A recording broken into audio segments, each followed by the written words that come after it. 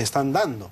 Entonces, por ejemplo, el año pasado tenemos registradas mujeres que trabajan en ONGs o organizaciones que han sido asesinadas por su trabajo en la defensa de las niñas. Desgraciadamente, en el ámbito judicial y en el ámbito de autoridades que deben imponer el peso de la ley, no se condena a nadie, se puede decir así, pues todavía falta mucha institucionalidad en el país para poder trabajar a favor de las mujeres y las niñas, ¿no? Nosotros hemos estado trabajando muchos años para que se logre una serie de leyes, como por ejemplo ley contra la violencia de la mujer, que ya se aprobó en Afganistán.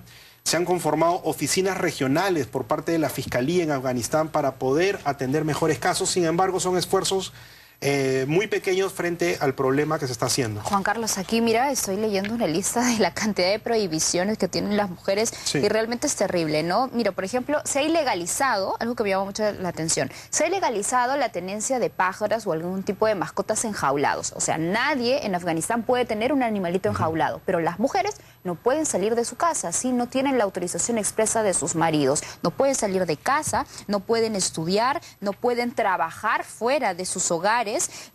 Igualmente esto dice se le aplica a las profesoras, ingenieras y demás profesionales. Si es que tienen algún punto o ambiente de trabajo, no pueden salir de ahí si no tienen una autorización expresa. Bueno, y del tema de la vestimenta lo vamos a hablar a continuación, porque no pueden mostrar sus tobillos, no pueden salir a la calle sin su traje largo. El requerimiento para las mujeres es siempre llevar un velo largo que cubra de la cabeza hasta los pies. Inicialmente se creía, y en algún momento hasta yo lo había escuchado, y así lo creía inicialmente, que todo esto era porque la mujer era, pues, se la veía como un elemento de culto, de protegerla, de no exhibirla, pero no es así. Sí, o sea, realmente la cultura en Afganistán no es así. Vamos a hablarlo luego de este video. Vamos a presentarles justamente otro de los países donde las mujeres pierden sus derechos. Es en Sudán. Vamos a presentarles a una mujer que fue sentenciada a recibir más de 50 latigazos por usar pantalones. Vamos a ver las imágenes.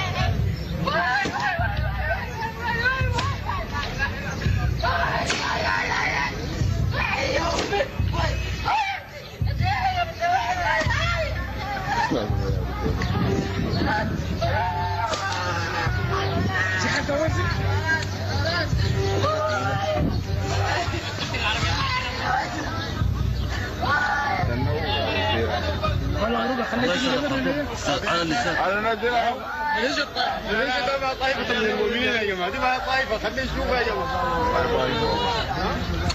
دور الناس دي جيب لك مرة ليش عذابهم طائفة من المؤمنين زي ما أنا نخليهم يكتشفوا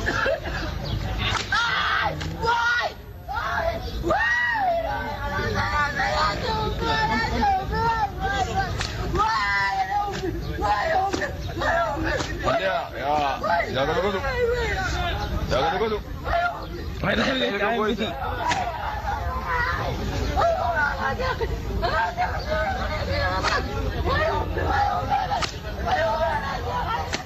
Por favor, Carlos, ¿cuánto es que dura este video de la cantidad de latigazos que recibe esta mujer? ¿Se me lo puedes decir por interno, por favor?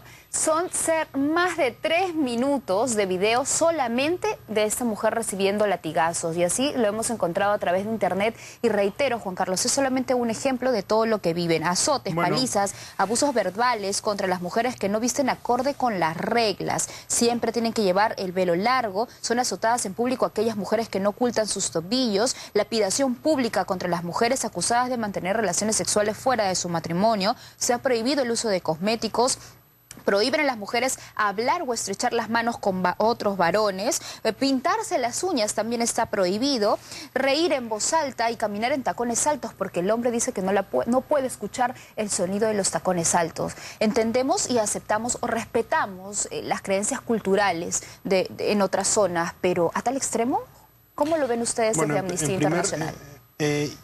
Lo que acabamos de ver en el video y que felizmente no lo han pasado todo porque realmente causa tanto dolor ver esas situaciones. La cultura no puede denigrar, los códigos culturales no pueden denigrar o violar la dignidad humana, ¿no? Entonces, las culturas, los valores culturales, los códigos culturales deben estar subordinados a la dignidad humana. En otras palabras, a las condiciones mínimas por las cuales una persona puede desarrollarse, en este caso las mujeres. Esas condiciones mínimas se llaman derechos humanos. Por lo tanto, los códigos culturales están subordinados a los pactos internacionales y no deben primar. No son argumento para poder justificar las violaciones.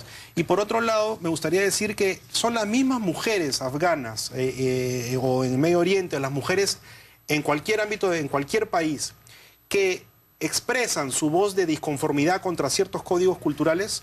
Esa voz es la que debemos escuchar como ponderante, como primera, para poder trabajar sobre la dignidad de las mujeres. ¿Qué hay que hacer o qué se puede hacer para de alguna manera devolverle los derechos a estas mujeres que, si bien también ellas saben que su patrón cultural las lleva a esto, también imagino que sentirán esta represión y querrán pues librarse de esto, ¿no? Por supuesto que hay mujeres que quieren librarse y mujeres que están luchando por sus derechos humanos y por el derecho humano de otras mujeres. También igual nosotros trabajamos por todas, ¿no? ¿Qué hay que hacer? Bueno, en primer lugar, proteger el espacio de defensa, el espacio de labor, de trabajo que realizan las mujeres defensoras de derechos humanos de sus propias compatriotas, de sus propias connacionales. En este caso, pues las defensoras afganas que están en muchos casos siendo asesinadas. Lograr que el Estado afgano institucionalice leyes, programas, políticas que favorezca poner freno a la violencia contra la mujer. Se han dado varios pasos en Afganistán. Los casos más graves que tú mencionabas se dan en los territorios donde los grupos insurgentes talibanes tienen mayor preponderancia. Pero en otros ámbitos... ¿No pueden escapar de ahí? Hay mujeres que escapan. Justamente el caso de Aisha, hay refugios pero son muy combatidos estos refugios, pero son refugios promovidos por muchas mujeres, obviamente por organizaciones, para que puedan escapar, ¿no? Escapar, y a través de estos refugios se les brinda asesoría, apoyo. Sin embargo, son perseguidas por la ley, son perseguidas incluso de manera injustificada porque no está registrado ningún código penal de afgano. Agarran, imagínate, por ejemplo, se les acusa de huir del matrimonio, pero eso no está en ningún lado tipificado. Simplemente están denunciando ser violadas o ser maltratadas, ser golpeadas. Y buscan ese tipo de refugio. Entonces, proteger la labor de estos refugios. Favorecer las leyes. Sí, dime, Juan Carlos, ustedes desde Amnistía Internacional que viven de cerca y conocen de cerca este drama en Afganistán y en varias partes que tienen esta cultura talibán, ¿creen o hay visos? ¿Ustedes han visto que hay la forma de que esto cambie, por lo menos no sea tan agresivo contra las mujeres y de alguna forma ellas tengan la posibilidad de recuperar sus derechos? ¿Han visto que hay estas posibilidades o todavía estamos en cero en el camino? No, sí. Por ejemplo, en el Parlamento afgano ahorita un cuarto de los cupos en el Parlamento están destinándose a mujeres.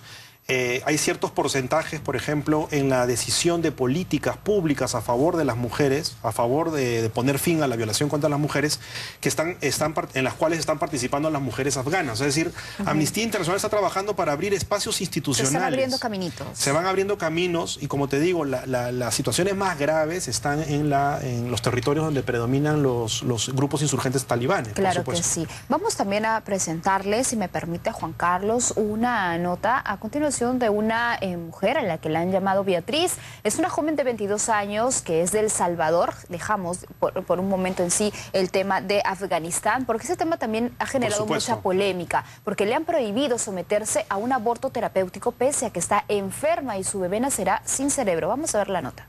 Han llamado Beatriz, aunque no es su nombre real. Tiene 22 años, sufre lupus e insuficiencia renal y está embarazada de 22 semanas. Además, los médicos han diagnosticado que el feto es anencefálico, es decir, carece de parte del cerebro. La mayor parte de organismos que han sido consultados están de acuerdo en que debe interrumpirse ese embarazo. El problema es que el aborto es ilegal en El Salvador y está penado con hasta 50 años de cárcel para la madre y 12 años para el médico que lo practique. Así que Beatriz ha pedido amparo a la Corte Suprema para poder abortar, pero por ahora no hay decisión. Pasa el tiempo y crece la polémica en El Salvador, donde hay voces a favor del aborto. A la Corte Suprema de Justicia no le queda más que un fallo afirmativo en este sentido. Si no lo hace, queda en evidencia que este país, que esta institución no es una institución laica. Otros se oponen, creen que se está utilizando a Beatriz con otro objetivo.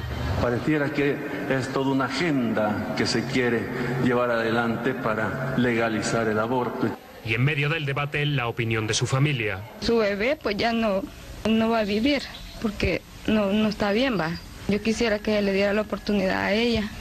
En el mismo sentido se ha pronunciado Naciones Unidas, que pide al gobierno salvadoreño que garantice la vida de Beatriz.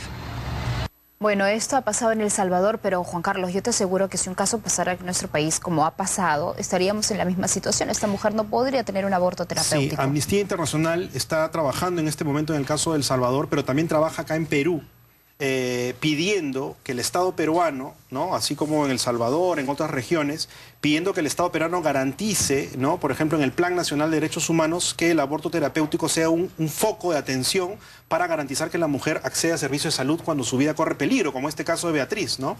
No solo las mujeres, creo que hoy día es un día muy importante porque es el día contra la homofobia, ¿no? Y nosotros como Amnistía Internacional estamos pidiendo al Estado peruano que proteja justamente a esta población vulnerable de lesbianas, bisexuales, transexuales, homosexuales, y que la temática de protección a esta población y el enfoque de políticas públicas también sean recogidos en el Plan Nacional de Derechos Humanos. Entonces, Beatriz, la situación en Afganistán no distan mucho, en muchos casos, de la necesidad que tenemos también en nuestro país de trabajar a favor de la mujer y a favor de también, hoy día, por qué decirlo, a las personas que optan por una orientación sexual diferente a la de la mayoría. Bien, Juan Carlos, muchísimas gracias por esta entrevista, gracias por haber estado con nosotros esta tarde aquí en Más Mundo. Nos vamos a la pausa.